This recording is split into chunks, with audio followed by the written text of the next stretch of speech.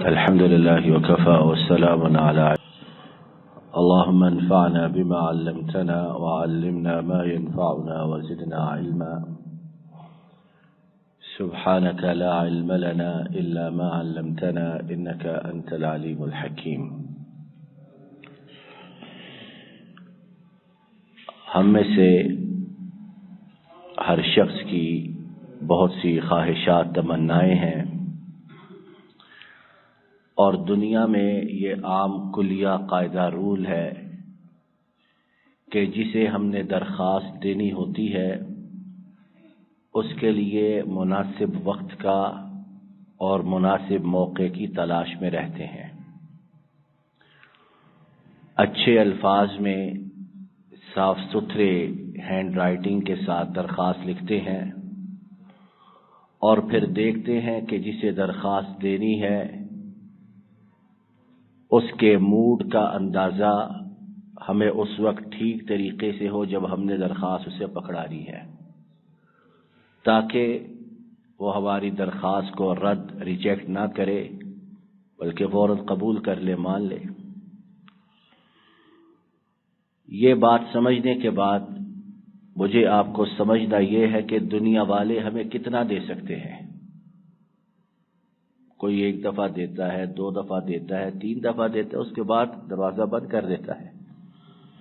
لیکن اللہ تعالی ایسے خالق مالک اور رازق ہیں کہ انہوں نے ازل سے لے کر ابد تک اپنے خزانوں کے منہوں کو کھولا ہوا ہے، اور اس سے بڑھ کر ہم پر مہربانی، ہم پر شفقت یہ کہ ہمیں وہ طریقے بتائے، ہمیں درخواست لکھنے کے آداب سکھائے، اور پھر جن اوقات میں ان درخواستوں کو قبول کیا جاتا ہے وہ بھی بتلا دیے. کوئی جج کی عدالت میں جائے اور کسی جج کے متعلق یہ مشہور ہو کہ فلاں دن فلاں گھڑی سے لے کر فلاں گھڑی تک وہ درخواستوں کی سماعت کرتا ہے اور جس طرح سائل چاہتا ہے اس طرح کا فیصلہ دیتا ہے، تو پورا شہر اس کی عدالت پر ٹوٹ پڑے کہ یہ اصل جج ہے جو ٹھیک ہماری مرضی کے مطابق فیصلے دے.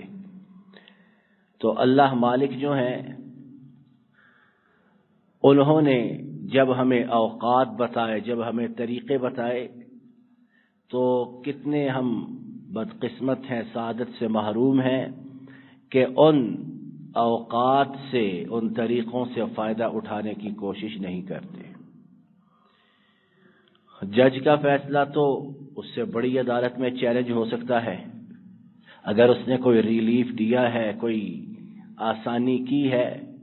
تو ممکن ہے اس سے بڑی کورٹ اس فیصلے کو کینسل کر دے. لیکن جو اللہ فیصلہ کر لے دینے کا، اسے کوئی روک نہیں سکتا ہے، اور جسے اللہ روک دے اسے کوئی دے نہیں سکتا ہے. آئیے اس بارے میں ایک مختصر سی حدیث پاک نبی رحمت صلی اللہ علیہ وسلم کی زبانی سنتے ہیں کہ آپ صلی اللہ علیہ وسلم نے صحیح حدیث پاک میں فرمایا: لا ترد الدعاء بین الاذان والاقامہ، کہ اذان اور اقامت کے درمیان کا جو وقت ہے، اس کے درمیان کی گئی دعا کو اللہ تعالی رد نہیں فرماتے ہیں. بہت بڑی بدقسمتی جو نماز ہی نہیں پڑھتے، جنہیں پتہ ہی نہیں. لیکن جو نماز پڑھنے والے ہیں ان میں سے بھی بہت بڑی تعداد ایسی ہے جو اس وقت کو برباد کرتے ہیں. حتیٰ کہ اگر کوئی غلطی سے مسجد میں اقامت سے 5-10 منٹ پہلے آ بھی جائے، غلطی سے اسے ٹائم کا پتہ نہ ہو، تو بے چینی سے آگے پیچھے کی گھڑیوں کو، آگے کی گھڑی بھی دیکھتے ہیں، پیچھے کی بھی دیکھتے ہیں، پھر ہاتھ کی بھی دیکھتے ہیں، اور پھر جیب سے موبائل نکال کر اس کا ٹائم بھی دیکھتے ہیں.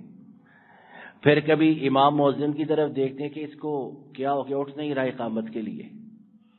بجائے یہ کہ اس وقت سے فائدہ اٹھایا جائے، اس میں مناجات، اپنی درخواست اللہ سے منوائی جائیں، ہم بے چین رہتے ہیں. اور کوستے ہیں بہت سے بیوقوف اپنے آپ کو کہ یہ 5-10 منٹ جو میں پہلے آ گیا تھا مسجد سے باہر رہتا تو 2-4 کالز کر لیتا، 2-4 کام کر دیتا، میں ایسے ہی پہلے مسجد بھی آ گیا ہوں۔ نبی رحمت صلی اللہ علیہ وسلم نے فرمایا کہ کوئی دعا مسلمان کی گئی جس میں گناہ نہ ہو، قطع رحمی نہ ہو، وہ اذان اور اقامت کے درمیان مسترد نہیں ہوتی ہے۔ اب کوئی گھر سے نکلا ہے اور اقامت میں ابھی 5 منٹ 7 منٹ باقی ہیں، تو وہ اس بات کا انتظار نہ کرے کہ مسجد میں آ کر وہ دعا شروع کرے گا۔ جیسے ہی وہ گھر سے نکلا ہے وہیں سے دعا مانگنی شروع کر دے کہ افضل وقت شروع ہو چکا ہے، چاہے کوئی مسجد میں ہے چاہے کوئی باہر ہے۔ مسجد میں آ کر کرے تو بہت اچھی بات ہے، لیکن اگر آتے ہوئے وقت درکار ہے 2-4-5 منٹ تو اس وقت کو بھی غنیمت جانے، اسے بھی اپنی دعاؤں میں استعمال کرے۔ اسی طرح جب مسجد میں آ جاتے ہیں تو بہت سے لوگ ایسے ہیں کہ 2-4 منٹ جو ہوتے ہیں اسے میل ملاقات میں صرف کر دیتے ہیں، کبھی دائیں طرف سلام، کبھی بائیں طرف سلام، کبھی فلاں کی طرف دیکھنا، کبھی فلاں کی طرف دیکھنا۔ اچھی بات ہے، لیکن یہ جتنا قیمتی وقت ہے، جتنا اللہ کے ہاں دعا کی قبولیت کا وقت ہے،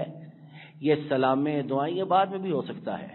لیکن یہ وقت جب ایک دفعہ گزر جاتا ہے تو پھر واپس نہیں آتا ہے۔ تو بہت زیادہ مجھے آپ کو اس چیز کا اہتمام کرنا چاہیے کہ میں آپ یہ جو خاص طور پر 10-15-20 منٹ ہوتے ہیں اسے نچوڑیں، ایک ایک لمحے ایک ایک سیکنڈ سے فائدہ اٹھائیں، اور جو جو ہمارے دل کی بھڑاس ہے، خواہشات کی بھرمار ہے، امنگوں کا سمندر ہے، وہ اللہ کے سامنے پیش کریں۔ 2-4 مہینے کے بعد یا کچھ عرصے کے بعد ہم دیکھیں گے کہ اللہ کی توفیق سے،